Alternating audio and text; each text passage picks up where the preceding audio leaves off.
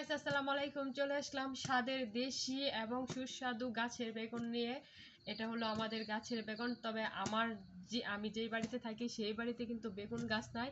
এই বেগুনগুলো পাঠাইছে কিন্তু আমার শাশুড়ির বাড়ি থেকে। আমার শাশুড়ির বাড়িতে বেগুন গাছ আছে, আর যাবো কালকে ওই বাড়িতে, অবশ্যই তোমাদেরকে গাছগুলো দেখিয়ে দিব। তো এটা হলো নিজের গাছের বেগুন নিয়ে আসলাম, এখন কিন্তু কাটবো, কেটে তারপর কিন্তু শুটকি দিয়ে রান্না করব।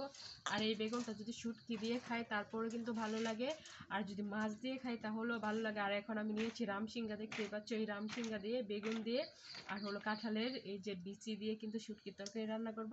তো রাত্রেবেলা শুটকির তরকারি কেন, আসলে মানুষের হায়াত মতের কথা তো বলা যায় না, যখন যা ইচ্ছে হয় আর যখন যা মন চায় তখন কিন্তু তা করতে হয়। তো আমার কিন্তু যখন যা ইচ্ছে হইলো, আর এই হলো মনে করো যে নিজের গাছের বাগন নিয়েছি, নিজের গাছের রামসিঙ্গা নিয়েছি, আর নিজের গাছের খাওয়া কাঁঠালের বিচি কিন্তু রেখে দিয়েছি।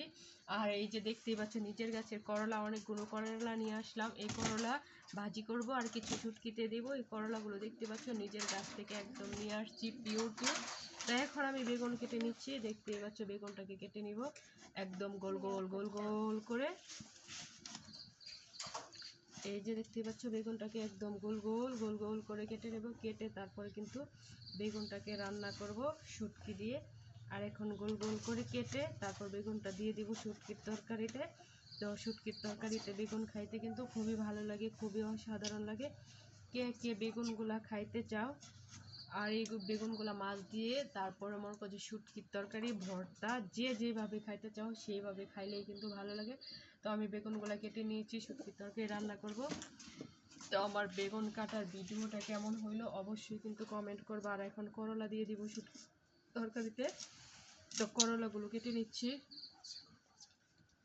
তো করলাগুলো ভাজি করার জন্য আমি একটু আগা মাথা ফালাই একটু ধুয়ে নিব। এই যে দেখতেই পাচ্ছ আগা মাথা ফালাই একটু পাতিলাই দিয়ে ধুয়ে নিব, আর ধুয়ে তারপরে কিন্তু ভাজি করব। আর না ধোয়া ছাড়া তো কোনো কিছু খাইতে ভালো লাগে না। আর করলাগুলো কিন্তু একদম ছোট ছোট আমি গাছ থেকে তুলে নিয়ে আসলাম। আর এই করলার ভাজি খাইতে কিন্তু খুবই ভালো লাগে, খুবই অসাধারণ লাগে। কে কে করলার ভাজি খাইতে চাও?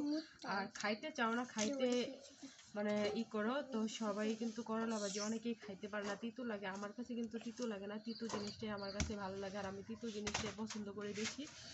তো আমার বেগুন কাটার এবং করলাগুলি ছুলানোর ভিডিওটা কেমন হয়েছে অবশ্যই কমেন্ট করে জানাবা।